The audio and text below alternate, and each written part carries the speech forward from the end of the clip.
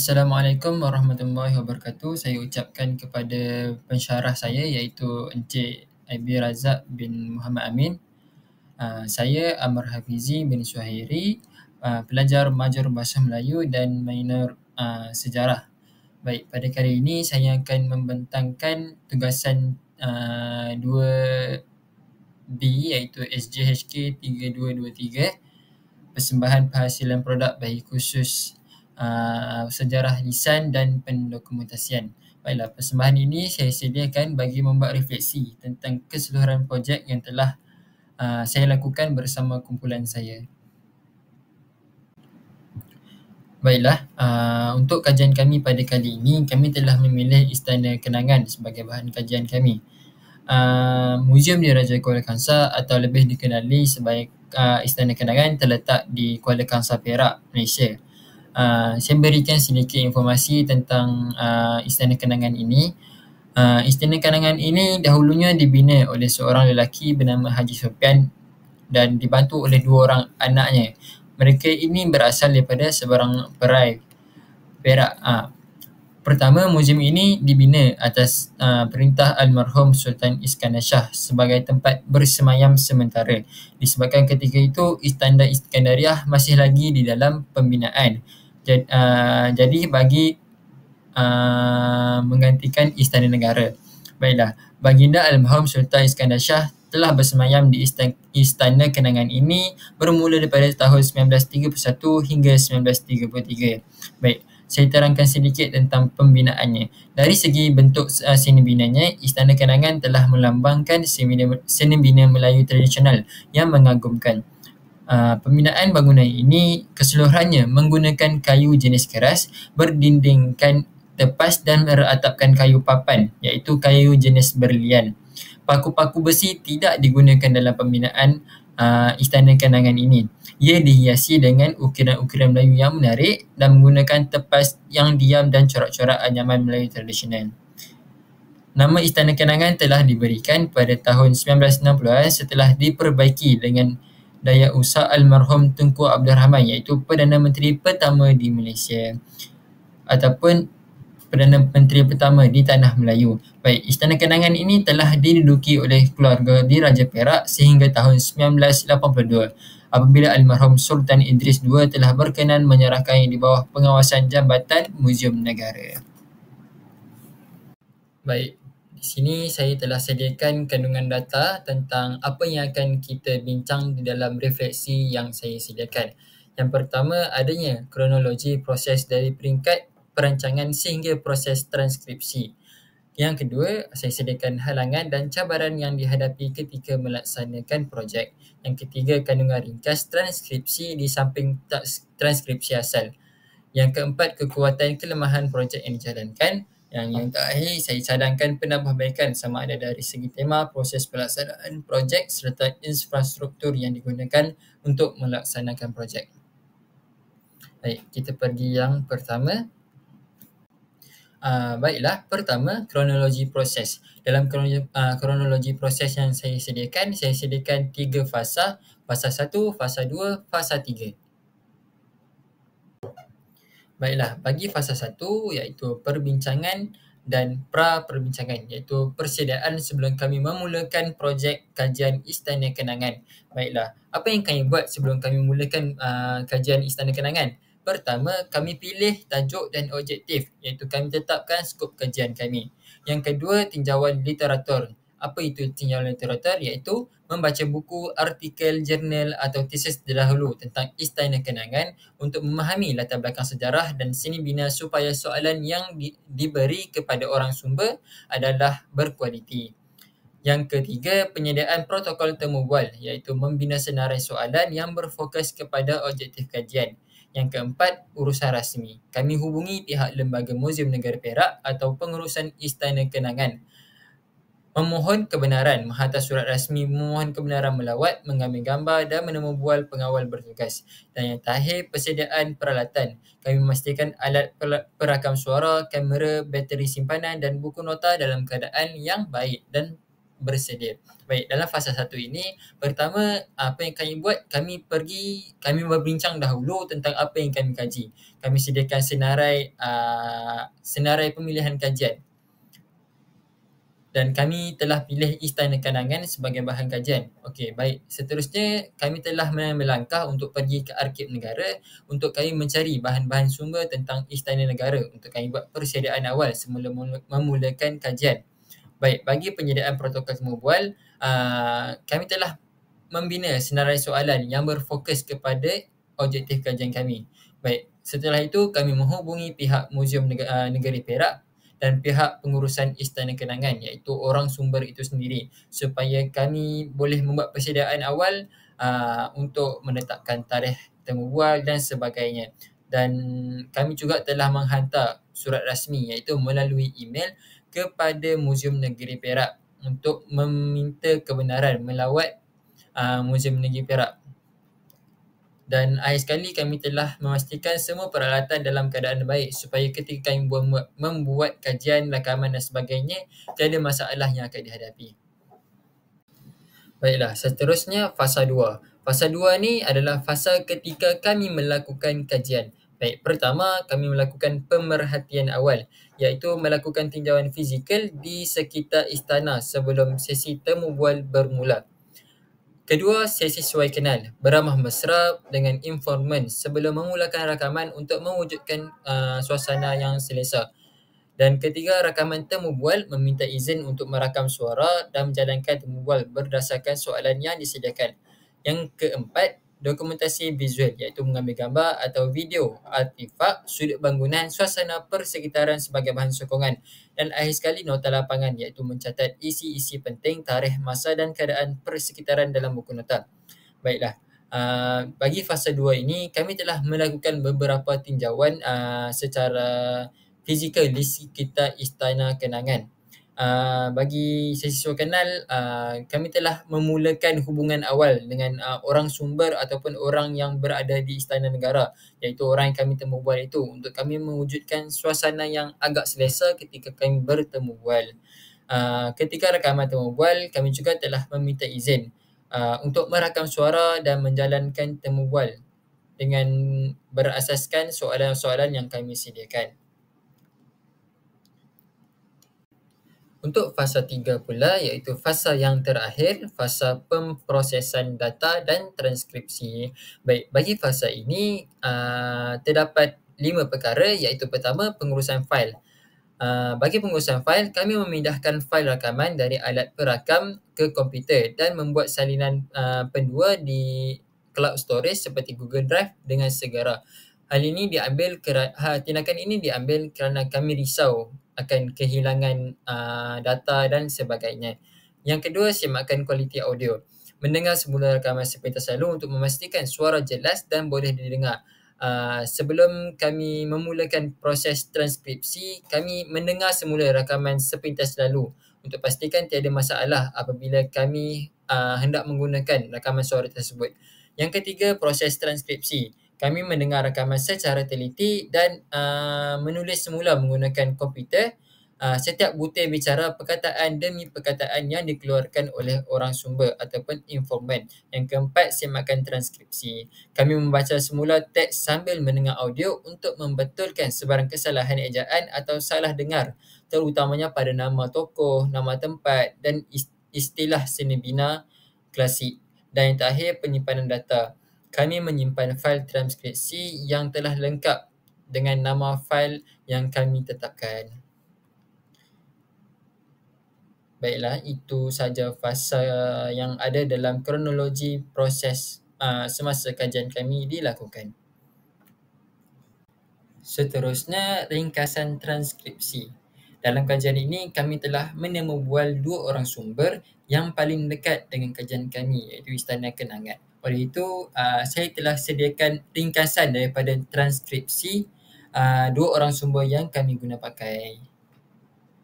Kita pergi ke ringkasan transkripsi. Baiklah, ringkasan transkripsi temu bual bersama Encik Zafwan. Encik Zafwan ataupun nama penuhnya Encik Muhammad Zafwan bin Muhammad Zaidi merupakan seorang pengurus di Muzium Diraja Kuala Kangsar. Beliau adalah orang sumber pertama yang kami temu bual.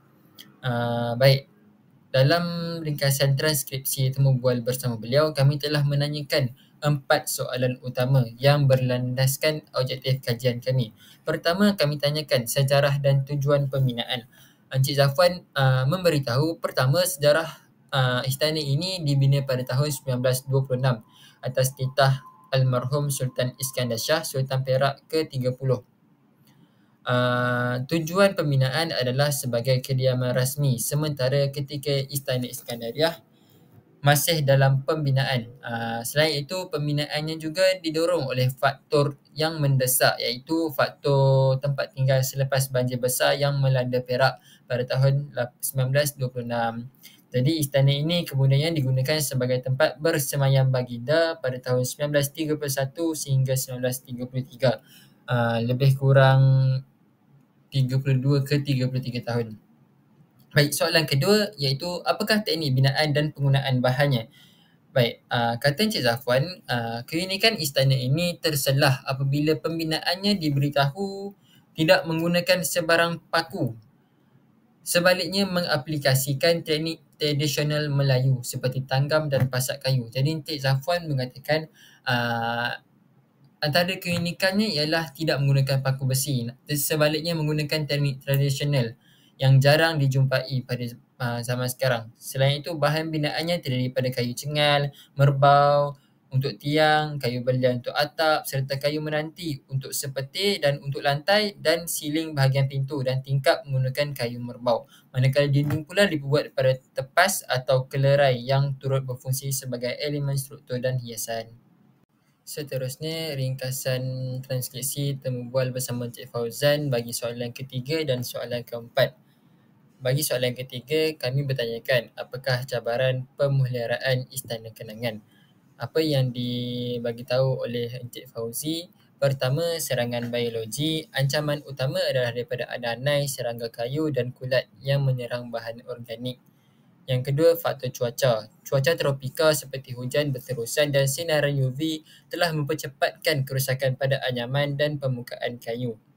Yang ketiga, kekurangan pakar, iaitu cabaran mencari tukang mahir yang menguasai teknik tradisi untuk kerja penggantingan dan perbaikan autentik sangat sukar pada zaman sekarang, kerana pada zaman dahulu banyak orang-orang yang pakar tentang kayu, muluh dan sebagainya. Tapi sekarang susah untuk pihak istana mencari orang-orang sebegitu.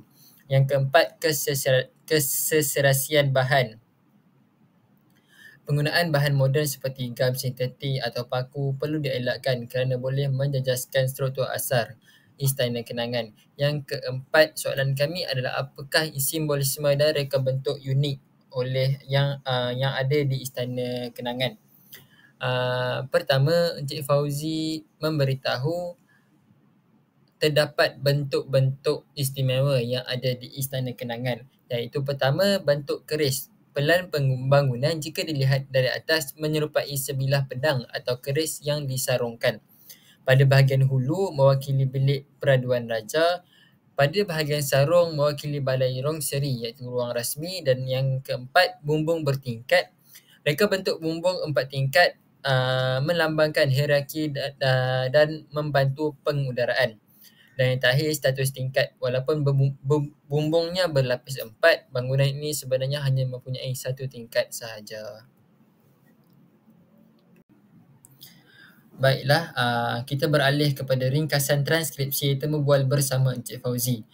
Siapa Encik Fauzi ni? Encik Fauzi ni merupakan orang kedua yang kami temu bual, iaitu orang sumber kedua bagi kami mengumpul maklumat tentang Istana Kenangan. Beliau merupakan seorang pengurus di Kompleks Sejarah Pasir Salak, Perak, dan beliau merupakan sahabat kepada orang sumber pertama yang kami ada, iaitu Encik Zafwan.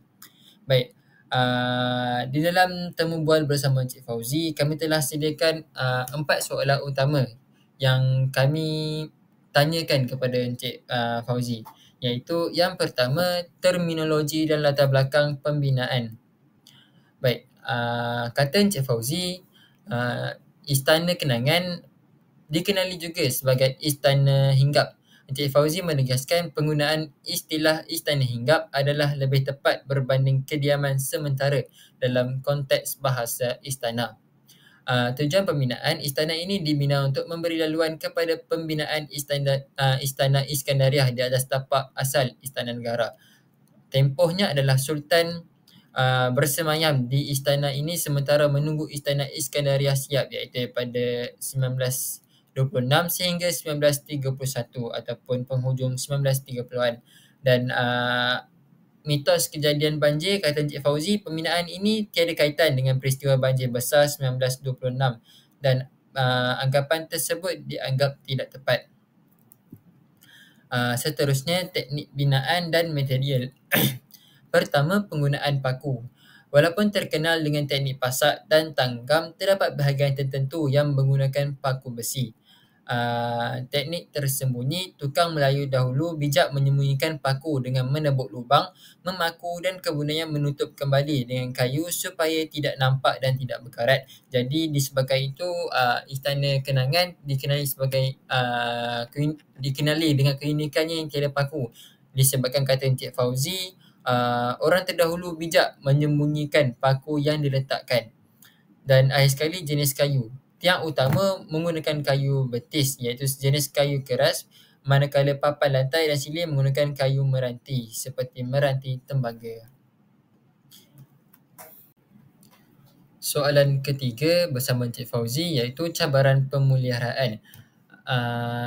Bagi cabaran pemeliharaan, kekurangan tukang mahir, iaitu sukar mendapatkan tukang anyaman tepas yang mahir membuat motif kelerai dan dinding tepas mengikut cita rasa tradisi Melayu.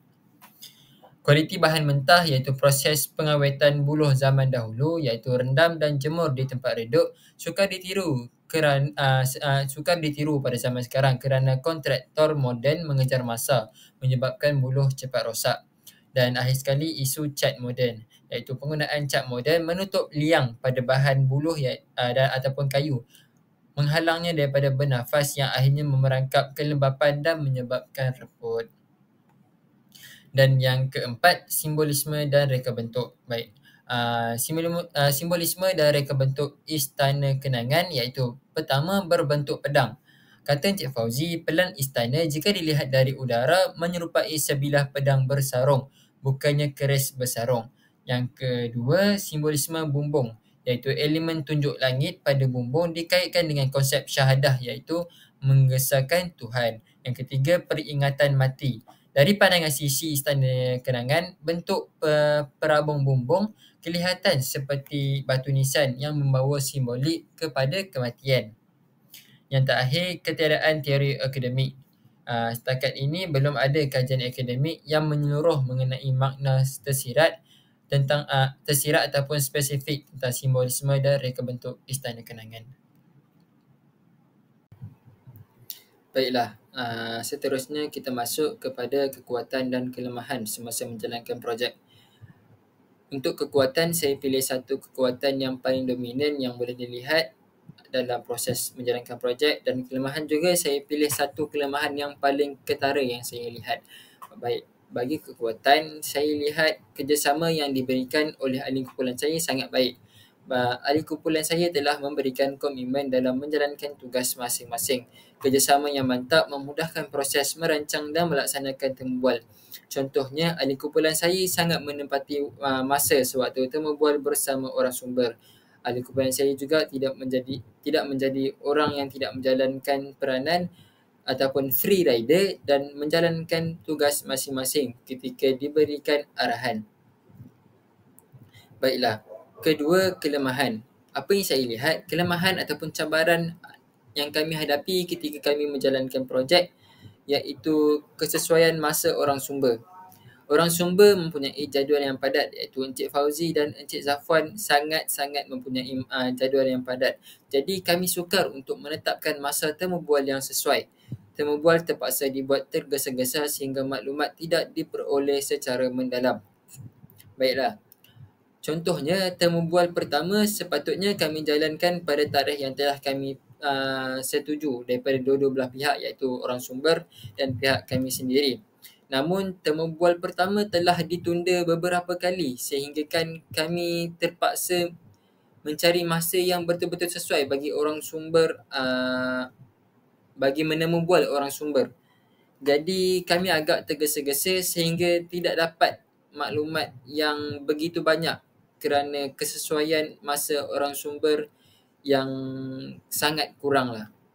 Jadi itu menyebabkan kami terpaksa menunda temubual kami berkali-kali sehingga kami kesentukan masa untuk mendapatkan maklumat. Baik, jadi itu sahaja kekuatan dan kelemahan yang saya sediakan. Seterusnya, halangan dan cabaran yang dihadapi, iaitu pengurusan isu etika dan persetujuan termaklum ataupun dalam bahasa Inggeris informed consent. Dalam halangan ini, penyelidik mesti memastikan orang sumber memahami sepenuhnya tujuan kajian dan cara data mereka akan digunakan sebelum memulakan temubual. Pengendalian sensitif terhadap maklumat peribadi, permintaan untuk kerahsiaan dan hak mereka untuk menarik balik persetujuan adalah penting untuk integriti kajian. Baiklah, seterusnya kita sampai di bahagian yang terakhir iaitu cadangan penambahbaikan. Baik, saya telah pilih satu cadangan penambahbaikan yang paling ketara iaitu penglibatan pakar pertukangan tradisional dalam proses kajian dan pemeliharaan. Baik, mewujudkan kerjasama formal dengan tukang tradisional tempatan terutamanya yang mahir dalam membuat dinding tepas, teknik pasak tanggap serta penyediaan kayu dan buluh sangat penting. Mengapa saya berkata begitu? Kerana apabila kami menemubual kedua-dua orang sumber ataupun informan, mengapa proses pemeliharaan Istana Kenangan sangat susah adalah kerana kepupusan tenaga tradisional ataupun tenaga kemahiran tradisional. Jadi tiada cadangan penambahbaikan yang lebih baik lagi selain melibatkan orang yang mahir dalam proses pertukangan itu sendiri. Jadi apabila mereka mahir terutamanya dalam penyediaan kayu dan buluh, proses pasak tanggam, yang mahir membuat dinding tepas dan teknik-teknik yang lain, akan menambahkan lagi maklumat-maklumat kami tentang proses pembinaan, pemeliharaan dan sebagainya tentang Istana Kenangan. Jadi apabila kita hendak mengkaji sesuatu perkara itu, kita perlulah mengkaji dengan melibatkan orang-orang yang mahir tentang sesuatu perkara yang kita hendak kaji itu. Jadi ini cadangan penambahbaikan yang saya dapat fikirkan kerana ini saya lihat yang paling ketara. Jadi itu sahaja. Baiklah, jadi itu sahaja daripada saya. Sekian sahaja daripada saya persembahan SJHK 3223 Sejarah Lisan dan Pendokumentasian.